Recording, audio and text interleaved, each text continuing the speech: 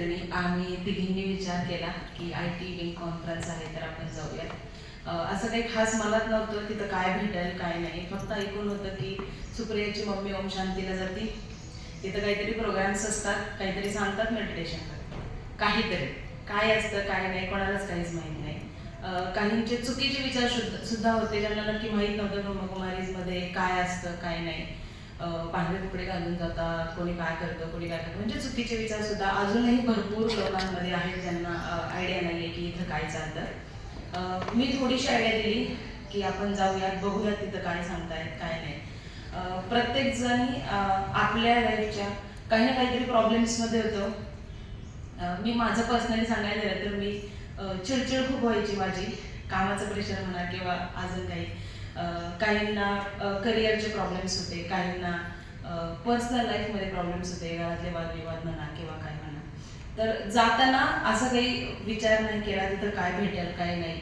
तिथं गेल्याच्या नंतरून सगळे शांत, ना कोणाला करिअरचं टेन्शन, ना कोणाला जॉबचं टेन्शन, ना मला घरचं की माझा 6 वर्षाचा मुलगा मी सोडून गेली. आमच्या रूममध्ये अहमदाबादच्या एक आंटी होत्या, त्या आंटी म्हटलं की मी म्हटलं मला दिवसातून एकदा फक्त रेंज आली ना बास, कारण माझा मुलगा म्हटलंय मला फोन कर, मी फक्त एकदा त्याला फोन करून सांगणार की मी व्यवस्थित आहे, तू स्कूलला गेला का, कसं आहे काय आहे, थोडंसं बोलले की झालं. तर त्या म्हटलं असा केवढा मुलगा आहे तुझा, तू घरी सोडून आली. म्हटलं 6 वर्षाचा. तर म्हटलं मग तू सोडून कसं काय आली. म्हटलं आले आहे, म्हटलं त्याची काळजी घ्यायला घेतील, म्हटले सगळं होईल, म्हटलं ठीक. आणि त्यांनी आठवणही नाही काढली माझी एवढ्या दिवसात. कॉल केला नाही, तिथं रेंज नव्हती, आम्ही सगळे विसरलो. जवळजवळ काही नाही तर 2-3 दिवसानंतर घरी कॉल केले, घरच्या आठवण आहे की नाही आमची. एवढं तिथं सगळे शांत.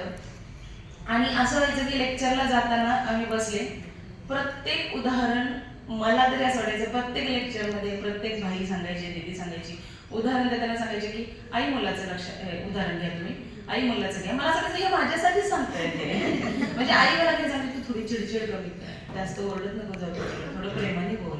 मी म्हणजे हा मी बोलते बस. तिथं गेल्यावर म्हणजे ते जसे उदाहरण द्यायचे ना की हा मी खरंच असंच करते. म्हणजे मला असं नाही म्हणजे, आणि हे फक्त मी माझ्याबद्दल नाही सांगितलं, आता मी माझ्या मुलाशी रिलेट करते म्हणून सांगते, पण बाकीच्यांचं पण कोणाला आठवायचं की हां आपण घरी ही चूक करतो, आपण घरी ती चूक करतो. म्हणजे प्रत्येकाला आपल्यासाठी काही ना काही रोज एक तरी एका लेक्चरमध्ये एक पॉईंट भेटायचा.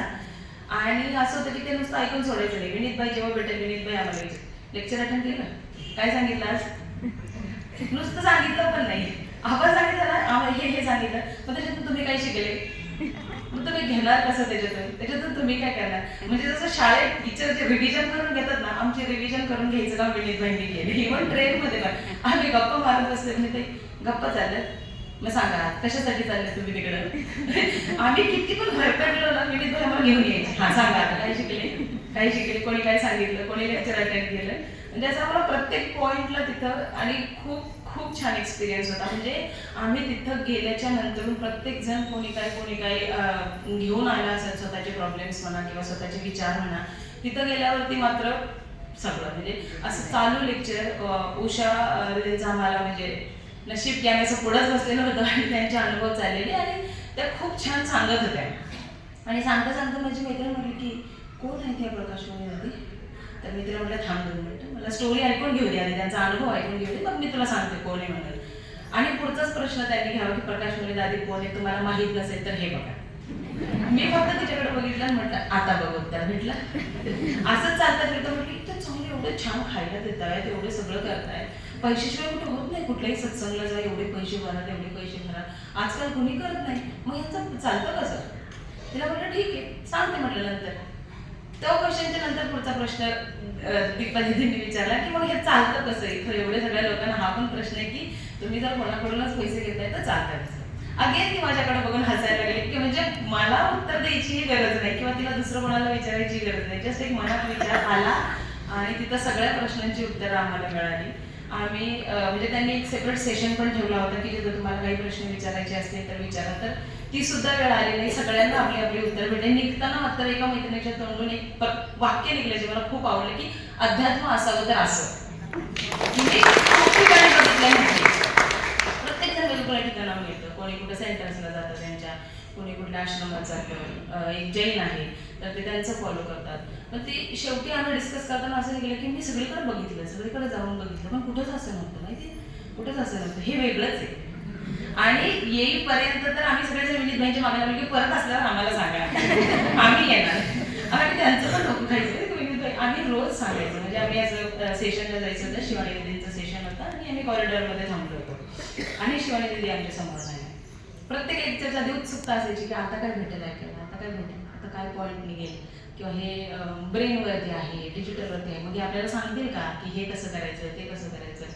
शिवानी दीदी आल्या आणि मी भाईंना सुद्धा म्हटलं की जसं पॉवर बॉम्ब, म्हणजे आपल्या आल्या आणि अशा गेल्या आमच्या शेजारात, तिथं म्हणजे काहीच नाही सुचलं आम्हाला की काय बोल काय. आम्ही फक्त त्यांच्याकडे बघितलं, म्हटलं ओम शांती, ते हसून म्हटलं ओम शांती आणि गेल्या. आणि ते सगळं लेक्चर संपेपर्यंत मला माहित नाही, मला इतका आनंद आतून, इतका आनंद, मला काहीच समजत नव्हतं. मी फक्त अशी स्माईल करून ते ऐकत होते लेक्चर, इतकं सुंदर झालं ते. आणि 2 सेशन्स घेतले त्यांनी.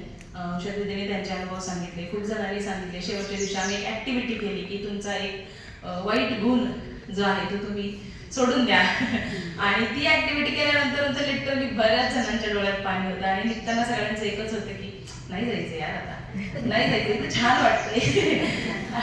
आणि मग आणखीन आम्ही विनीत भाईंना पण रिक्वेस्ट केली की नेक्स्ट टाइम आम्हाला सगळ्यांना घेऊन यायचे आमच्या घरच्यांना. कोणी म्हणतं मग हे ज्ञान माझ्या आईने ऐकलं पाहिजे, कोणी म्हणतं माझ्या वडिलांनी ऐकलं पाहिजे, कोणी म्हणतं माझ्या मिस्टरांना हे कळलं पाहिजे, म्हणजे आम्ही घरात पण असं मेडिटेशन करू, घरात पण आमच्या शांतता राहील. तर सगळ्यांनी आता रिक्वेस्ट केली विनीत भाईंना की आम्हाला नेक्स्ट टाइम तुम्ही घेऊन जायचं, आम्ही आमच्या घरच्यांना घेऊन जाणार आहे. आणि आम्हाला ॲक्च्युली तिथं खूप छान वाटलं, खूप जास्त छान. जसं जसं पुण्याला यायला लागलं तसं तसे विचार यायला लागले, हां उद्यापासून जॉब आहे, घर आहे, काम आहे. तिथं मात्र काहीच नाही, म्हणजे क्लिअर व्हायब्रेशनमधले जो फरक आहे तो आम्हाला समजत होता. तिथं गेल्यावर मात्र सगळं विसरले. आणि अजून पण आज पण सगळ्यांचं तेच चाललेले मेसेज, तिथं छान होतं, तिथं छान होतं. बहिणी पण सांगितलं तुम्हाला अजून जाणून घ्यायचं असेल तर सेंटरला या. आपल्या जवळ राहणाऱ्या नाही येते त्याच्यामुळे या सेंटरला नाही येऊ शकत, पण त्यांच्या जवळच्या सेंटर्सला मी जायला सांगितले त्यांना. आणि मी पर्सनली ट्राय करणार नाही, मी येणारच आहे प्रत्येक गुरुवारी, मी येणारच आहे. आणि थँक्यू सो मच. आणि आपल्या सेंटरचं खूप कौतुक करतात सगळे, आपल्या सेंटरचं खूप नाव आहे. आम्ही जाताना गाडीमध्ये गेलो, 4 व्हीलरमध्ये गेलो, तिथं 2 माता होत्या, दोन्ही वेगवेगळ्या ठिकाणच्या होत्या. तर त्यांनी फक्त विचारलं तुम्ही कुठून आले, तर मी म्हटलं पुणे तुकाई दर्शन हडपसर. तर त्यांनी लगेच दीदींचं नाव घेतलं आणि म्हटले खूप छान आहे, खूप छान सेंटर आहे. मी म्हटलं आमचं सेंटर म्हणजे छोटं मधुबन आहे. आणि त्यांना माहीत नव्हतं, त्या म्हटलं अच्छा असं आहे का. तर दुसऱ्या माताजी त्यांना म्हटलं हो त्यांचं सेंटर खूप छान. म्हणजे आपल्या सेंटरचं इतकं कौतुक आणि इतकं छान, इतकं मस्त वाटलं, म्हणजे असं वाटतं की हां आपण पाहिजे, याचा पार्ट पाहिजे आपण. अनुभव घेतल्यानंतर सगळ्यांनाच असं वाटलं की आपण हा अनुभव कंटिन्यू करावा. 4 दिवस घेतला तो अजून पुढे किंवा लाईफ टाईम.